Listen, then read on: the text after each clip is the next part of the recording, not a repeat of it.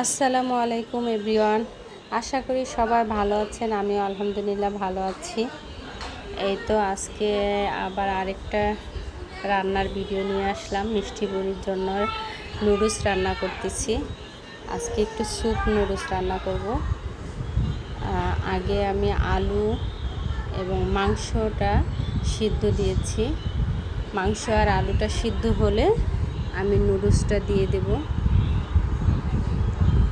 তারপর আমি স্যুপটা দিয়ে দেব। স্যুপ হালকা অল্প পরিমাণে দিয়েছি, দেখি মিষ্টি বুড়ি খায় কি না, কারণ মিষ্টি বুড়ি একদমই খেতে চাচ্ছে না।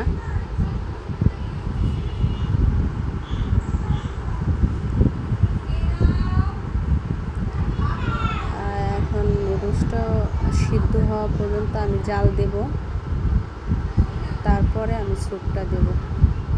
স্যুপটা দেওয়ার পরও আমি 5-10 মিনিট জাল করব।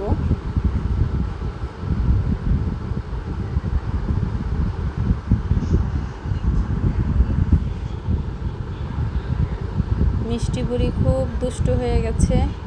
মিষ্টি বুড়ি কিছু খেতে চায় না। মিষ্টি বুড়ি একটু অসুস্থ। তো এখন আমি স্যুপটা দিয়ে দেব। পানিটা কিন্তু অনেকটাই শুকিয়ে গেছে।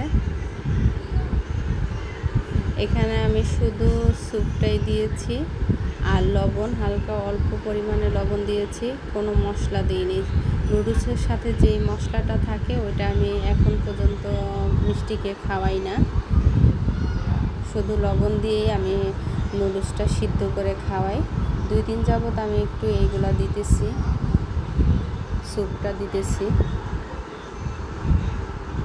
দেখি কালকে খেয়েছে, আজকে মিষ্টি বুড়ি খায় কিনা আমি জানি না। তো মাংসটাও সিদ্ধ হয়ে গেছে সুন্দরভাবে, আলুটাও সিদ্ধ হয়ে গেছে। এখন পানি আর একটু কমাবো।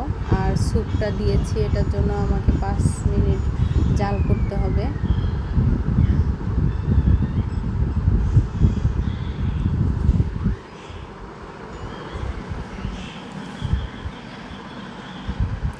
সবাই আমার মিষ্টি বুড়ির জন্য দোয়া করবেন।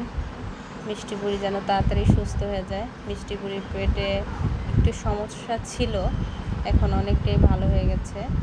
এজন্যই আমি এই স্যুপটা দিয়ে রান্না করতেছি, ভালো হওয়ার পরে রান্না করতেছি, কারণ পেটের সমস্যা থাকলে এটা আমি খাওয়াইতাম না। তো এটা এখন আমি নামিয়ে ফেলবো। হয়ে গেছে নুডলসটা।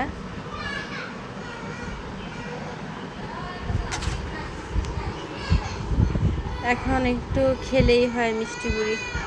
এটার আশায় বসে থাকবো যে আল্লাহ মিষ্টি বুড়ি যেন একটু খায়।